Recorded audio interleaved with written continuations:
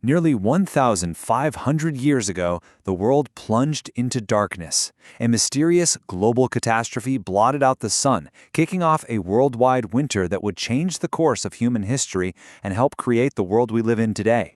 Our story really begins with an eyewitness, a historian named John of Ephesus, writing from Constantinople, right in the heart of the Roman Empire. He recorded a truly terrifying sight. For a year and a half, the sun was just gone. It was a feeble, dim shadow of its former self, and a sense of dread just fell over the entire known world. But this wasn't just some local weather event over Constantinople. As we're about to see, this strange dimming of the sun was being reported by civilizations thousands of miles apart. A veil had been drawn across the sky, and its effects were only just beginning to be felt. As we start to piece together this global puzzle, a really grim picture emerges. In Italy, a Roman official wrote about a spring with no warmth and the summer with no heat. In China, their chronicles described a strange yellow dust falling from the sky like snow. In Japan, the great king said that not even all his gold could cure the hunger sweeping the land.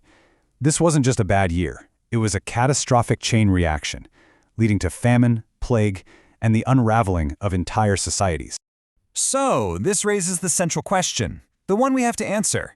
What kind of event has the power to dim the sun itself, plunge the entire planet into a winter that lasts for years, and bring civilizations to their knees? The first major clue in the modern investigation didn't come from any of these ancient texts. It came from a source that had been silently, perfectly recording the catastrophe the entire time: the trees. Now, to understand this, we need to quickly look at a science called Dendrochronology. It's actually pretty straightforward. Every single year, a tree adds a new ring of growth. In good years, with plenty of sun and rain, that ring is wide. In bad years, say a sudden, prolonged winter, the ring is incredibly narrow. These patterns create a precise calendar of climate history, written in wood. The whole modern mystery really kicks off when a dendrochronologist named Mike Bailey was looking at his data from ancient Irish oaks, and he noticed something startling. The rings from the middle of the 6th century were abnormally, alarmingly narrow. They were screaming that something terrible had happened to the environment. He quickly realized he wasn't alone. Other scientists in Finland were looking at their tree data, and they saw the exact same abrupt drop in growth in the very same years. A pattern was starting to emerge, and it stretched clear across the continent. And as more and more labs started comparing their data, the true scale of this thing became terrifyingly clear. From California to Chile, all the way to Siberia, trees all over the world were telling the exact same story of a planet that had suddenly become hostile to life. And the data really speaks for itself. For foxtail pines in California, the years between 535 and 541 were among the worst growing years in 2,000 years. For Fitzroy trees in Chile, it was the single greatest drop in summer growth in 1,600 years. The evidence was just undeniable. This was a worldwide environmental disaster on an almost unprecedented scale. And when scientists looked even closer, under a microscope, they found the smoking gun right there in the wood. They found cells that had been damaged by frost. But here's the thing, these were cells that had formed during the summer months. The trees weren't just struggling, they were literally freezing in the middle of what should have been their peak growing season. So with this hard physical evidence in hand, researchers like David Keyes went back to the human story. They combed through ancient records to see if our ancestors had actually written down what the trees had so clearly felt. And what he found was incredible. More than a dozen completely separate historical sources, from China to the Mediterranean, all described a darkened sun or its terrible consequences: famine, drought, social chaos. They perfectly corroborated the story being told by those silent witnesses in the wood. So, what could have done this? The first theories naturally pointed to the sky. For decades, a lot of people thought that only something from space, an asteroid or a comet hitting the Earth, could unleash this kind of widespread devastation. The impact theory was compelling. It's very dramatic. But it ran into problems almost immediately.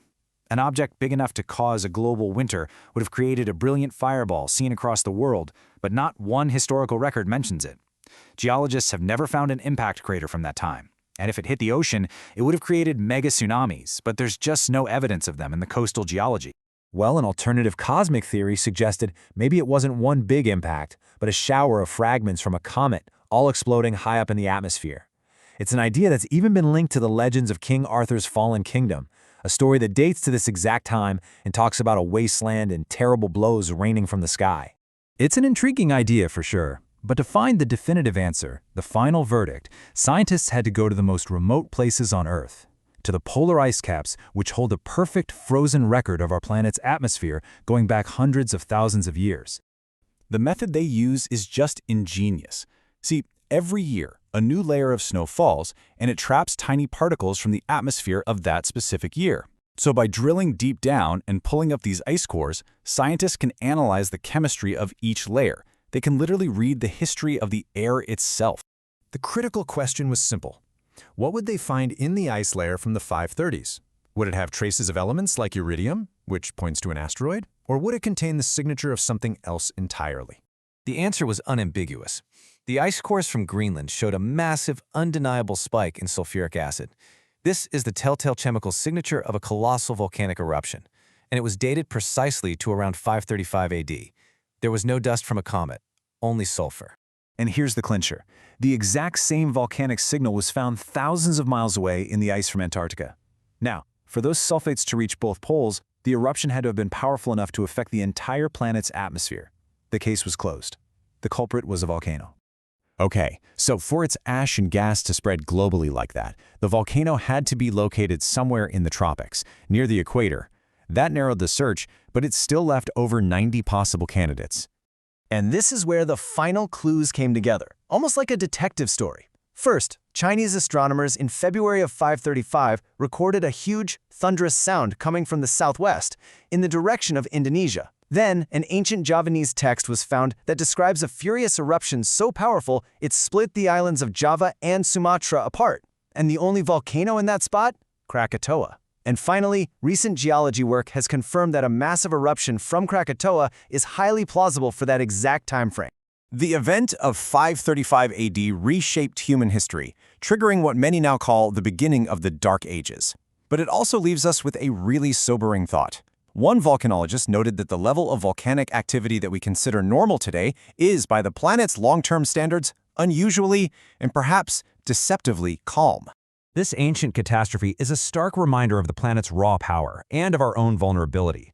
A climate-altering super eruption on this scale isn't a matter of if it will happen again, but when, which leaves all of us with a final, urgent question for our modern, interconnected world. Are we ready?